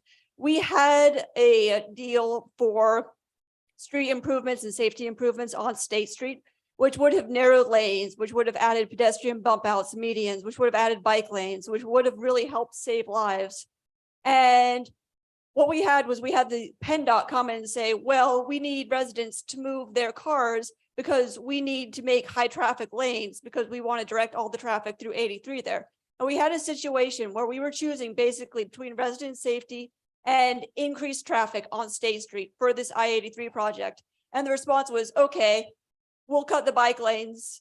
We'll cut all the safety improvements in order to preserve parking and preserve traffic volume flow. And I don't think that's acceptable. I think we really need to push back and say that, no, we need to narrow these lanes on State Street.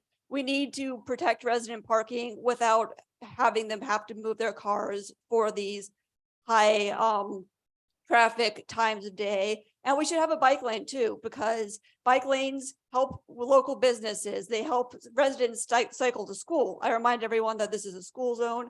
They help make streets safer. They help give people options to travel without needing a car, to save on car payments, to save on gas, to be healthier. In general, State Street right now could go from the most dangerous street in the nation statistically to one of the safest ones. And we just have to have the will to push back. Thank you.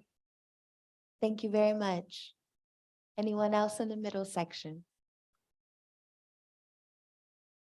Daria Arter. I live at 1722 Bush Street, and along with my other community members, I am also against the proposed developing on the old Woodward lot, 101 North 18th Street. We already talked about how there would be an influx in crime and drugs, and parking would be a mess, especially since I'm a commuter.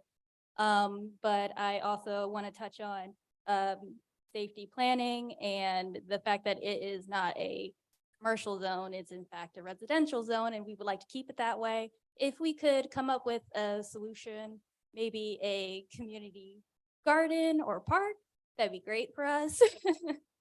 But yes, I'm still strongly opposed to the low income housing because that is not conducive to our community in any sort of way. I don't think so. But thank you for hearing me. Thank you. Anyone else in the middle section? Hi, my name is Nicole Eccles. I live in the surrounding area of Woodward School. I've been there for 18 years. Let me stress that again, 18 years, my first home I bought in the city. Okay, I've been in my community again for 18 years. I have a bullet in my house, well, not in my house, but in my door that's still there. Okay, I've had crime in 05. I had my last death, murder in front of my house. So I take very good pride in my neighborhood. I did not leave, I stayed. And as you can see, we are a community here. When something goes on, we always text or we always meet out in front. So we are a community. I am against, and I'm gonna say this again, I am against any type of builder that's gonna come into our community to try to make a profit off of us. And I'm sick and tired of that. This is the second proposal in my right community that we had a Dollar General that wanted to come in and build a Dollar General in our community. We shut that down as a community. Now we got another builder coming in our community, want to build a low-income high-rise. Again, this is a community, not a commercial. We have the projects down the street on Cameron Street. So I'm a bit confused. They went to the news to say all this stuff about, oh, we want to develop this and develop that. Nobody came to us. Again, you got residents that have been here for 50 plus years. Again, I bought my first home in the city. My last death was in 05 in front of my home. Well, let me see, last murder. I didn't leave, I stayed. I actually own 2 properties on that block. I stayed. So when they say it takes a village, it does. Now, I can't speak for other communities, but I can speak for both. We deal with drugs. There was just a drug transaction in front of my house. Okay, I still stayed. I am against, again, these developers that the news is saying all this and saying that, they come down here with these big proposals. At the end of the day, it's a profit off of us. You don't see this going out into Lower Dauphin or Susquehanna or in Stilton or across the river. They come into the city to make a profit off of us, and I'm tired of it. I am going to attend every meeting, every planning, every zoning, because I want my voice to be heard, and I'm gonna have my backup right here as well. Again, it takes a village, and that's what we are. Thank you. Have you guys ever visit 18th and Bose? Come by there one day. You'll see the drugs that we see. People pull up and make transactions. Come by during the day, broad daylight outside. Come by, take a visit. Thank you. Thank you very much. Is there anyone else in the middle section that would like to offer public comment?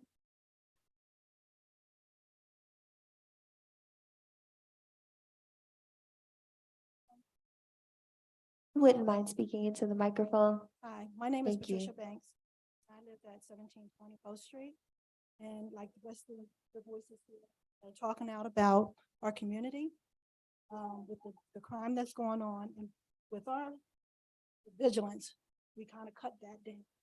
And we don't want to see it happen again. We are very vocal about what's going to come into our community that we don't want. And just like it was mentioned about the Dollar Tree that they wanted to build, and we shut that down because we didn't want that in our community. And just like with this low income housing, we don't want that in our community either. We need something more sustainable for our children. We don't need the drug transactions. We don't need developers coming in and trying to make decisions for us. We can make our own decisions. And respectfully, they should have asked the community, how can they contribute to the community? Instead of just coming in and saying, oh, I'm just gonna put up some housing here and get my money from the government. And it doesn't help the taxpayers. It's not gonna help our children. And that's my voice, even for our children in our neighborhood, that I don't wanna see that happen. Thank you. Thank you very much. Is there anyone else in the middle section? Okay, seeing and hearing no one, anyone to my left?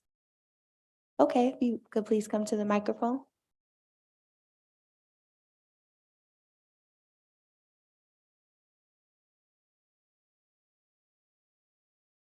My name is Mary Rose Lepla, and I live at 2119 Greenwood Street. I have a few problems in that area. My car has gotten hit 3 times. Traffic is coming through that street as if it is the expressway. It is traffic going both ways. There's cars parked on both sides. We've had dogs hit, we've had cats hit. No kids, luckily. There is a lot of kids in that neighborhood and they cannot go out in the street. We have to do something about that. And you also now have this project on 83 being widened. What are you doing about it? Because I live on the other side of the railroad. 83, I can see from my house, my back door. We don't know what you're doing, and nobody in our neighborhood has gotten any answers. Neither have I gotten any answers from the mayor on down. I want something done one way or another because the street is being used for traffic. That's it. There's vacant cars. There's a boat that's been sitting there for years. The owner died. His mother moved away a year ago, and it's still sitting there. Trash all over the place. And we're supposed to be a community. I started the Crime Watch in 1990, and now it is down to nothing. Carrie Good became captain of our Crime Watch, and she passed away a long time ago. I'm trying to get it back again to being a good neighborhood. Thank you. Thank you very much. Anyone else to my left? Okay, seeing and hearing no one, if the neighbors, if you could just stay for just a few minutes. Council members, the time is 7:38 p.m. I will entertain a motion to adjourn. So moved. Is there a second? Second. Thank you. We stand adjourned.